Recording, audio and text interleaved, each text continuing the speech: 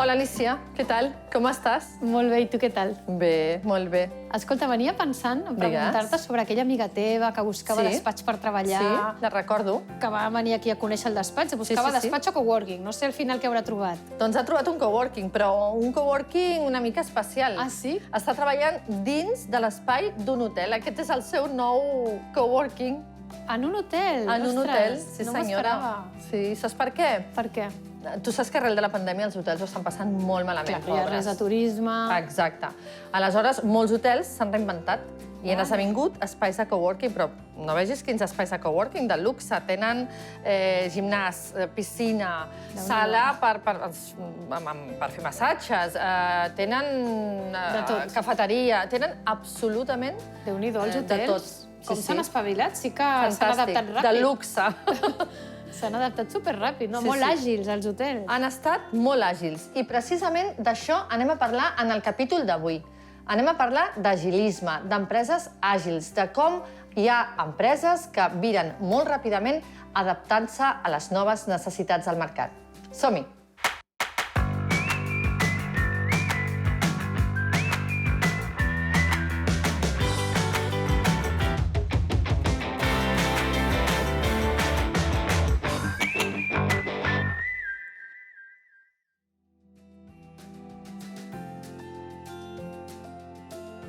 M'agradaria començar amb algun cas d'èxit. Quin cas d'èxit hi ha d'agilisme d'alguna empresa?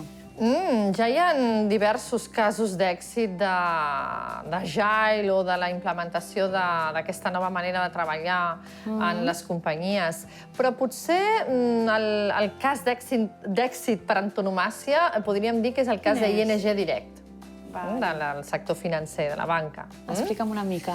És un cas d'èxit peculiar perquè aquesta gent el que va fer és que de la nit al dia va esdevenir agile, va esdevenir una empresa àgil amb tot el que això suposa. I com ho va fer? Canvi de cultura, noves metodologies... Doncs mira, va anar el divendres a la tarda, se n'anava la gent de cap de setmana, d'acord? Se n'anaven els treballadors cap a casa, i el dilluns al dematí, quan arribaven, ja se'ls comunicava formalment que a partir de llavors serien una empresa àgil amb tot el que això suposava i inclús, doncs bé, que si algú no li venia de gust, per dir-ho així, doncs acompanyar a l'organització en aquest nou camí, doncs que bé, que no passava res. Déu-n'hi-do, quin canvi més radical d'un dia per l'altre. D'un dia per l'altre. És una manera d'implementar l'agilisme en les organitzacions, existeix, està documentada com a tal. De fet, hi ha moltes maneres d'implementar-la i aquesta és una d'elles. A veure, és una manera que Déu-n'hi-do, és forta, no? I algú pot pensar, vols dir? Però bé, amb ells els ha funcionat, tenien certa pressa per esdevenir una companyia àgil i així ho van fer i treballen àgil des d'aquell dia, des de llavors. Són referents, aleshores, no? Sí, tothom, o pràcticament tothom que em parla d'agilisme a ING Direct pràcticament sempre surt. Escolta, Alicia, i doncs l'agilisme d'on ve? Quan neix? Doncs mira, va néixer en l'any 2001. Sí? Té una data i tot. Va néixer el 17 de febrer del 2001. Un dia, un mes, un any... I ara em diràs, hasta un lloc, no? Fins i tot un lloc. Sí, també té un lloc. També? Sí, tu el saps millor que jo. On va ser? A Aspen? A Aspen, exacte. Mira, això neix una mica de la inquietud dels departaments de desenvolupament de software, que, com saps, treballen pel client intern de les organitzacions, dintre de les empreses. Tan criticats que són, que sempre tothom va en contra de sistemes, el departament de sistemes, pobres. Correcte. Doncs, bueno, al final ells recullen tots els requeriments que les àrees de negoci els hi donen de tot el que han de desenvolupar i els desenvolupadors de software deien, ostres, no estem contents, no? Cada vegada que entreguem el producte final al nostre client ens diu que hem arribat massa tard o que no acaba de ser el que realment ells volien i aleshores van començar a replantejar-se de quina manera podien treballar per donar un millor servei. Al cap i a la fi estar tots més contents. I aleshores va ser quan en el 2001 es van reunir tots aquests 17 experts en desenvolupament de software i van començar a pensar com podien treballar millor. I justament van una mica elaborar un manifest, que és així, el manifest àgil, en base d'alguns principis, però sobretot es van centrar en 2 temes importants. Un, van considerar que a partir d'ara havien de ser més people-centric, més humanocentristes. Humanocentrisme, sí, un altre Havien de cop. posar, correcte, sempre està molt present, havien de posar el seu client en el centre i després, per una altra banda, havien de deixar anar tot allò que era un desperdici. Eren totes aquelles coses que es feien i que realment el client ni apreciava ni volia, i tot això havien de treure's aquesta càrrega. Està considerat un desperdici. Si el client no ho valora, no serveix per res, no? Així mateix. Quina tonteria estar treballant amb coses que el client no valora. Així que aquell dia, el 17 de febrer del 2001, aquests 17 experts van signar aquest manifest àgil i avui per avui és el dia que es considera que va néixer l'agilisme.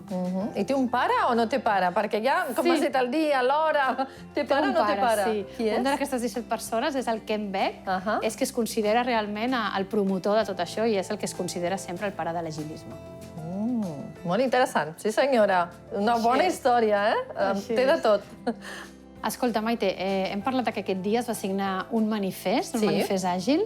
Ens podries explicar una miqueta què és el que conté aquest manifest, de què parla exactament? Doncs mira, Alicia, al contrari del que puguis pensar que un manifest d'aquest estil sobre l'agilisme pugui contenir qüestions molt tècniques, tot el contrari, et sorprendrà.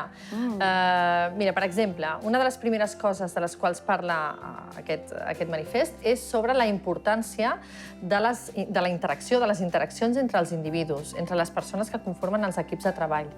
Això és molt important en l'agilisme. Un altre aspecte important, que tampoc és tècnic, curiosament, té a veure amb el client. És a dir, el client no és una persona que està enfront a tu, sinó que està al teu costat, i que vas del bracet amb el client. Ells parlen de la col·laboració, de la importància de la col·laboració amb el client, com veus. Res tècnic fins aquí. Tot persones fins aquí. Exacte. I escolta, sobre el tema del canvi o de l'adaptació al canvi, diu alguna cosa el manifest? També, el manifest sobre la resposta davant el canvi parlen que ha de ser una resposta precisament àgil.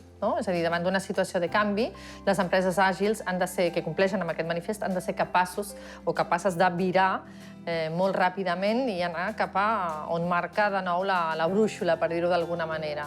Per tant, perfecte per l'època que estem vivint ara, realment. Precisament per això ha nascut l'agilisme, com a resposta a aquest nou context. I per últim, aquest manifest parlen, com tu molt bé has explicat, que l'agilisme neix en les àrees de sistemes, un de les companyies, el darrer punt del manifest àgil, parla de la importància d'entregar sempre al client software funcionant. Però com hem dit que l'agilisme neix aquí, però que s'arreu ja avui en dia. Exacte, a altres àmbits de la companyia, i inclús podem parlar d'organitzacions àgils, és a dir, que són i treballen d'aquesta manera, podríem dir que, sobretot, es focalitzen molt en entregar valor al client des del primer moment. És a dir, no esperar al final d'un projecte, d'un treball per entregar el valor al client, sinó entregar-li valor al client des del primer moment. Mira, et posaré un exemple molt fàcil i ja veuràs que entendràs tot això de la resposta al canvi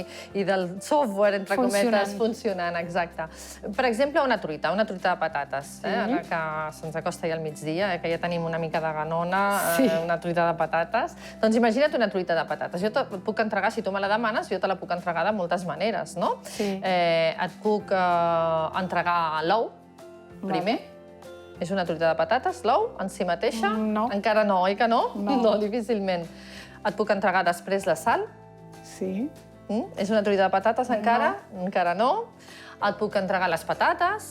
Encara tampoc, no és una truita de patates, però en realitat estic entregant tots els ingredients de la truita de patates, però fixa't, encara no tens la truita de patates. Com treballa l'agilisme quan parla que s'ha d'entregar valor al client des del principi? Doncs el que fa l'agilisme és que fa una primera truita de patates, d'acord? Aleshores, talla una porció, talla un trosset, li dona al client, li dona a provar i li diu, què tal, no?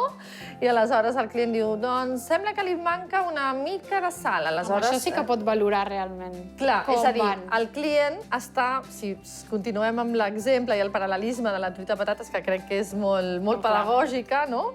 El client té truita de patates des del primer moment i la pot tastar des del primer moment i saber si s'ajusta o no als seus requeriments, a les seves necessitats, si està dolça, si està salada, de manera que li dona l'oportunitat a l'equip de treball d'anar poquet a poquet, anar ajustant, iterant, no? Que se'n diu, i cada vegada entregar al client un producte, no? Cada vegada aquest producte és millor, per tant, de millor qualitat. I si hi ha algun canvi en l'interim d'aquest procés d'elaboració de la truita de patates, hi ha algun canvi per part del client, aleshores tu, com a equip de treball, l'equip té la capacitat de, un cop més, canviar, virar i adaptar-se, per tant, donar una resposta adaptada als nous requeriments del client. Com et deia abans, Alicia, això de l'agilisme té a veure, no només té a veure en fer, amb metodologies de treball. No és, de fet, la gent al carrer ho confon i pensa que es tracta única i exclusivament d'un mètode, una metodologia, millor dit, de treball, i res més lluny d'això. Això és veritat, però també és veritat que això de l'agilisme va de ser. Per tant, podríem diferenciar entre ser agile i fer agile. D'acord? Ser i fer. Efectivament. Què vol dir ser? Doncs vol dir que una empresa àgil o que vol esdevenir àgil ha de canviar el seu estil de lideratge, l'estil de lideratge dels seus líders, ha de tenir uns principis molt concrets, uns valors, una estructura organitzativa ad hoc amb tots aquests principis i valors. Per tant, efectivament, va molt més enllà de pures eines o d'una metodologia purament. Fer i ser agile. Escolta, Alicia, però aleshores l'agilisme, si haguéssim de desgranar els principals avantatges i beneficis que pot tenir per una companyia, tu quins diries que són? Mira, hi ha molts beneficis. El primer és la qualitat del servei que s'ofereix, del servei que acaba sortint de tot allò. Perquè, clar, es minimitzen molts els errors. Amb aquestes constants interaccions que tu ens has explicat, fa que els errors es minimitzin molt. Per tant, el que acabem obtenint és un producte de molta qualitat. Això és un benefici claríssim. Un altre benefici està molt relacionat amb els empleats. Els empleats se senten molt més compromesos amb la seva feina, treballen molt en equip, molt amb interacció amb el client i, per tant, estan molt més vinculats i compromesos amb la feina que han de fer i amb els objectius del que han d'aconseguir. I després també hi ha un benefici molt interessant, que és que el client el fidelitzem també. Encara que sigui client intern o client extern, estan molt més fidelitzats, perquè, com bé deies, els hi anem, no? Estem interaccionant amb ells i anem entregant-los petits trossets d'aquesta truita que ens explicaves, doncs això fa que el client estigui molt més fidelitzat perquè viu d'una manera molt més clara la feina que estem desenvolupant. Entenc bé.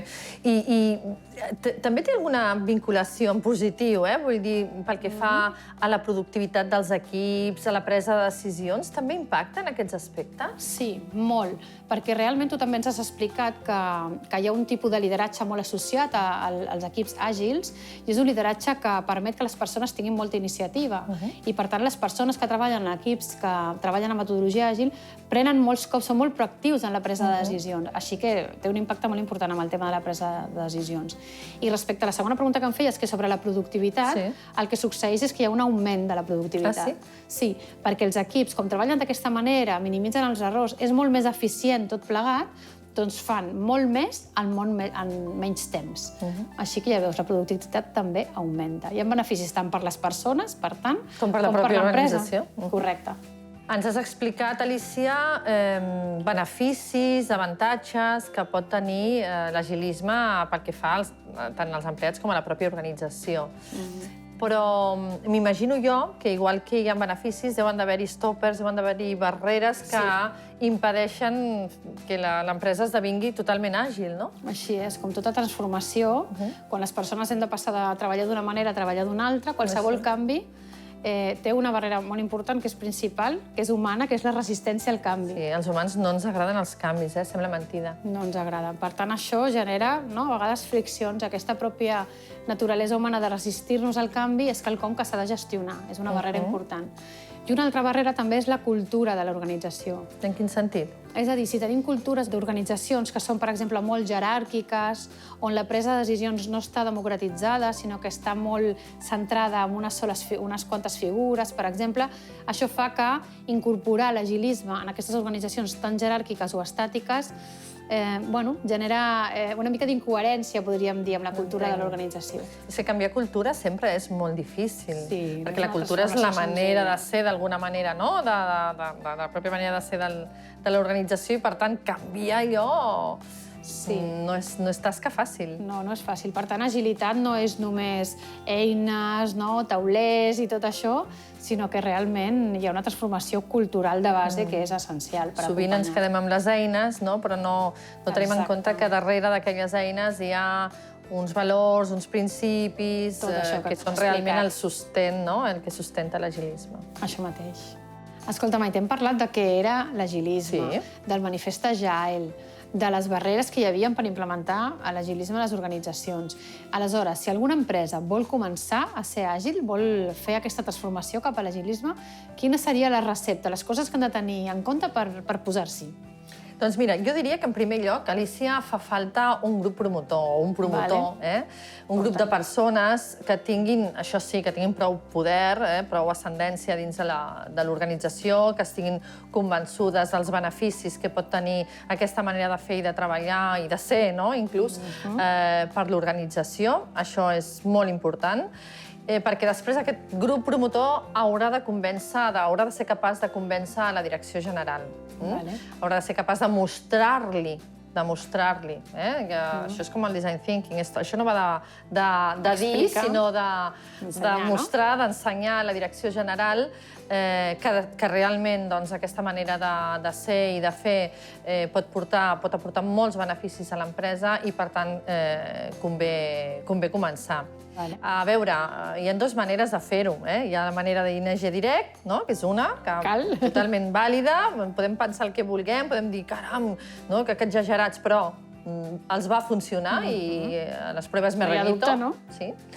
I després hi ha una manera més, podríem dir, taca d'oli, fer com una taca d'oli. Aquest promotor o aquest equip promotor el que pot demanar a la direcció general és que li permeti provar, podríem dir, amb un determinat equip de treball, un determinat àmbit de l'organització, i si funciona, doncs, a poc anar estenent aquesta taca d'oli, és a dir, anar estenent l'agilisme cap a la totalitat de l'empresa o de l'organització. Alicia, estem arribant al final del capítol. Per tant, toca un recurs. Quin recurs ens recomanes aquesta setmana sobre l'agilisme? Doncs mira, tenim un recurs molt divertit. Ah, sí? Sí, que es pot aplicar a casa. Us explico. Teniu que veure un TED Talk del senyor Bruce Feiler, que el que fa és, per lidiar amb l'estrès de la vida familiar moderna, el que s'ha de fer és seguir les recomanacions d'aquest senyor que ens explica com aplicar l'agilisme a la gestió de les nostres famílies. Així que, molt interessant, no us el perdeu. Bé, aquesta conversa, com sabeu, no es queda aquí. Volem seguir parlant amb vosaltres a les xarxes socials i ens agradaria que ens expliquéssiu si la vostra empresa ja està treballant d'aquesta manera, amb metodologies àgils, o esteu en plena transformació, i les consultes que tingueu també ens agradarà molt compartir-les amb vosaltres. Així que seguim la conversa a les xarxes socials. Escolta, Maite, doncs, fins aquí hem arribat, al capítol d'avui ja... S'ha acabat. Què penses? Hem sigut capaces d'explicar l'agilisme d'una forma Espero que sí. senzilla? Avui es tractava d'un capítol una mica dens, el tema és una mica complexa i sobretot el nostre objectiu avui era ser molt pedagogues, no? Molt pedagogues i ser capaç d'explicar-ho ben bé, que s'entengués. Però, escolta, saps que m'ha agradat molt? He visionat aquest vídeo del Bruce Feiler. Per la família. Sí, sobre l'aplicació de l'Agile a la família, i em fa l'efecte que saps què vaig a fer? Què? Vaig a començar a escriure el manifest Ostres! Agile per la meva família. Doncs apa, ja pots convocar els membres de la teva família